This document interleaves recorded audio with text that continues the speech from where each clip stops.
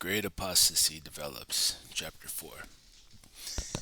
One Lord, one faith. Ephesians 4:5. When the Apostle Paul, under inspiration, penned those words, about 60-61 CE, there was but one Christian faith. Yet today we see a profusion of denominations, sects, and cults that claim to be Christian, though they teach conflicting doctrines and hold to different standards of conduct. What a far cry from the one united Christian congregation that started on Pentecost 33 CE. How did these divisions come about? For the answer, we must go back to the first century of our common era. From the very beginning, the adversary Satan tried to silence the testimony of the Christian witnesses of Jehovah by bringing upon them persecution from those outside the congregation. 1 Peter 5:8. First, it came from the Jews and then from the Gentile Roman Empire. The early Christians successfully endured all manner of opposition. Revelation 1:9, chapters 2, verse 3, and verse 19. But the adversary did not give up.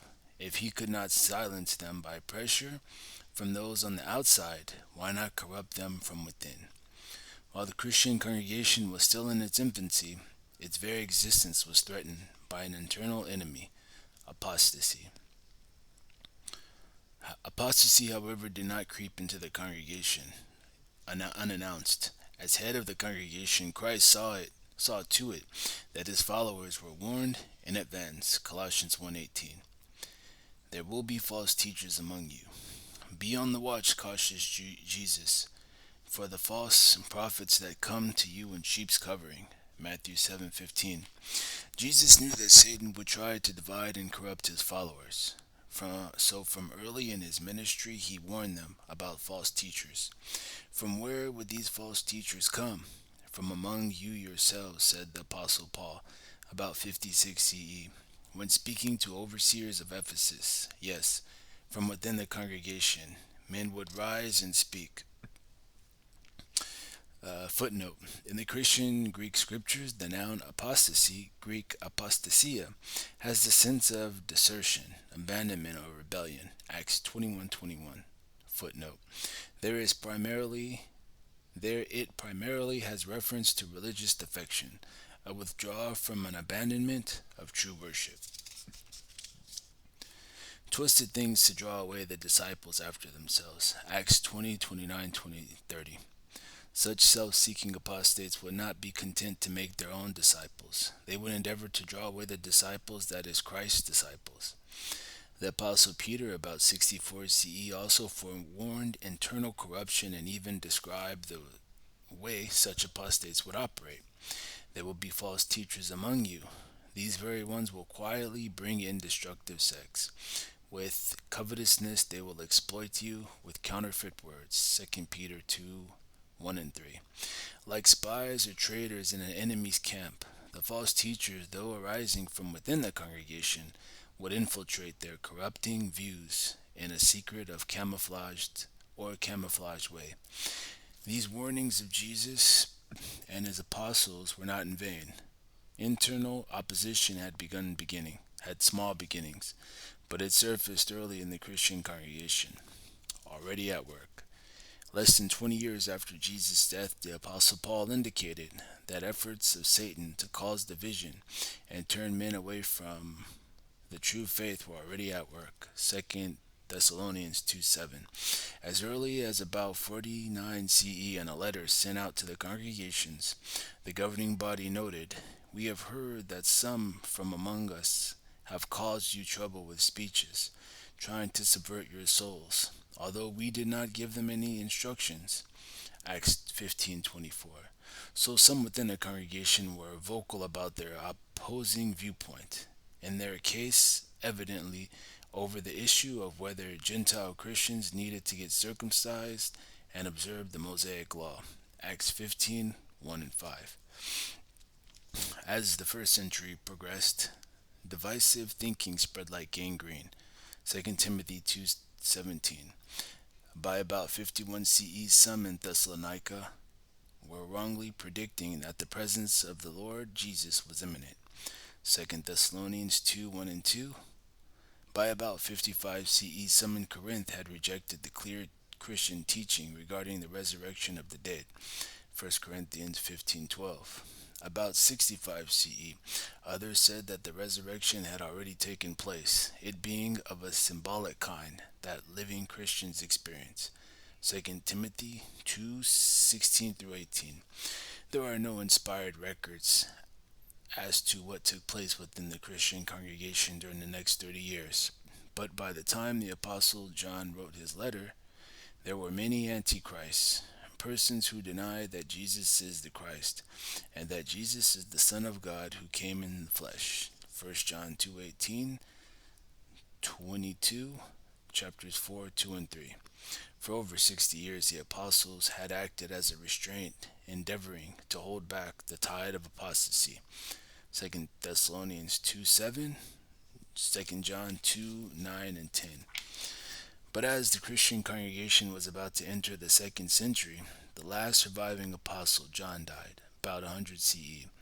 The apostasy that had slowly begun to creep into the congregation was now ready to burst forth unrestrained, with devastating organizational and doctrinal persecutions. Repercussions. Clergy and laity, all you are brothers, Jesus had said to his disciples. Your leader is one, the Christ. Matthew 23:8 and 10. So there was no clergy class within Christian congregations of the first century. As spirit anointed brothers of Christ, all the early Christians had the prospect of being heavenly priests with Christ. 1 Peter 1:3, 4, chapters 2, 5, and 9. As to organization, each congregation was supervised by a body of overseers or spiritual elders. All the elders had equal authority, and not one of them was authorized to lord it over the flock in their case. However, as the apostasy unfolded, things began to change quickly. Among the earliest deviations was the separation between the term overseer and older man, or elder, so that they were no longer used to refer to the same position of responsibility. Just a decade or so after the death of the Apostle John, Ignatius, bishop of Antioch, in his letter to the Smyrnaeans, wrote, See that you all follow the bishop, as Jesus Christ follows the Father and the presbytery, body of older men, as if it were the apostles. Ignatius thus advocated that each congregation be supervised by one bishop or overseer who was to be recognized as distinct from and having greater authority than the presbyters or elder men. How, though, did this separation come about? Augustus Neander, in his book The History of the Christian Religion and Church during the three first centuries, explained what happened. In the second century, the standing office of president of the presbyters must have been formed, to whom, inasmuch as he had especially the oversight of everything, was the name episcopos given, and he was thereby distinguished from the rest of the presbyters. The groundwork was thus laid for a clergy class gradually to emerge. About a century later, Cyprian, bishop of Carthage, North Africa, was a strong advocate of authority of the bishops. As a group separate, the presbyters, later known as priests, the deacons, and the laity, but he did not favor the primacy of one bishop over the others. As bishops and presbyters ascended the hierarchical ladder, they left below it the rest of the believers in the congregation. This resulted in a separation between clergy, those taking the lead, and laity, the passive body of believers, explains McClintock's and Strong's Cyclopedia. From the time of Cyprian, who died about 258 CE, the father of the hierarchical system, the distinction of clergy and laity became prominent, and very soon was universally admitted. Indeed, from the 3rd century onward, the term clerus was almost exclusively applied to the ministry to distinguish it from the laity. As the Roman hierarchy was developed, the clergy came to be not merely a distinct order, but also to be recognized as the only priesthood. Thus, within 150 years or so of the death of the last of the apostles, two significant organizational changes found their way into the congregation. First, the separation between the bishop and the presbyters, with the bishop occupying the top rung of the hierarchical ladder. Second, the separation between the clergy and the laity.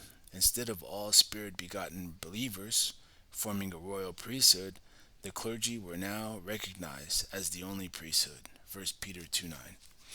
Such changes marked a defection from the scriptural method of governing the congregations in an apostolic days.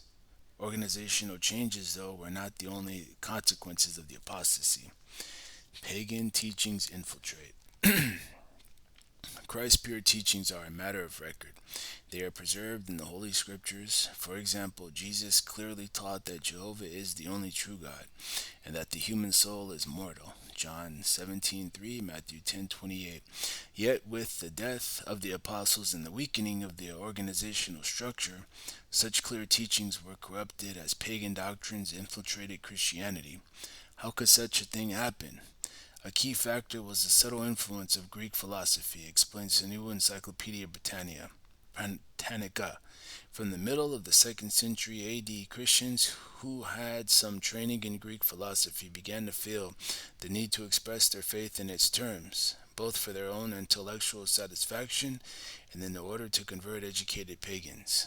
Once philosophically minded persons became Christians, it did not take long for Greek philosophy and Christianity to become inseparably linked. As a result of this union, pagan doctrines such as the Trinity and the mortality of the soul seeped into tainted Christianity. These teachings, however, go back much further than the Greek philosophers. The Greek actually acquired from them from older cultures, for there is evidence of such teachings in ancient Egypt and the Babylonian religions. As pagan doctrines continued to infiltrate Christianity, other scriptural teachings were also distorted or abandoned. Kingdom hope fades. Jesus' disciples were well aware that they had to keep on the watch for Jesus' promised presence and the coming of his kingdom. In time, it was appreciated that his kingdom would rule over the earth for 1,000 years and transform it into a paradise. Matthew 24:3, 2 Timothy 2, 2 Timothy 4:18, Revelation 24:6. The Christian Bible writers exhorted first century witness to keep spiritually awake and to keep separate from the world. James 1:27, chapters 4 verse 4, chapters 5, 7, and 8, 1 Peter 4:7. But once the apostles died, Christian expectation of Christ's presence and the coming of his kingdom faded. Why? One factor was the spiritual contamination caused by the Greek doctrine of the immortality of the soul. As it took hold among Christians, the millennial hope was gradually abandoned. Why? The New International Dictionary of New Testament Theology explains the doctrine of the immortality of the soul came in to take the place of the supplementary information. Plato and Christianity. The Greek philosopher Plato, born about 428 BCE, had no way of knowing that his teachings would eventually find their way into apostate Christianity. Plato's principal contributions to Christianity were in connection with the teaching of the Trinity and the immortality of the soul. Plato's idea about God and nature influenced Christendom's Trinity doctrine, explains the Nouveau Dictionnaire Universel. The Platonic Trinity, itself merely a rearrangement of older trinities dating back to earlier peoples, appears to be the rational philosophic trinity of attributes that gave birth to the three hypostates of divine persons taught by the Christian churches. This Greek philosopher's conception of the divine trinity can be found in all the ancient pagan religions. Volume 2, page 1467. Regarding the immortal soul doctrine, the New Catholic Encyclopedia says the Christian concept of spiritual soul, created by God and infused into the body at conception to make a man a living whole, is the fruit of a long development in Christian philosophy. Only with Origen, died about 254 CE in the east, and St. Augustine, died 430 CE in the west, was the soul established as a spiritual substance and philosophical concept formed of its nature. Augustine's doctrine owed much, including some shortcomings, to Neoplatonism, volume 8, pages 452 454.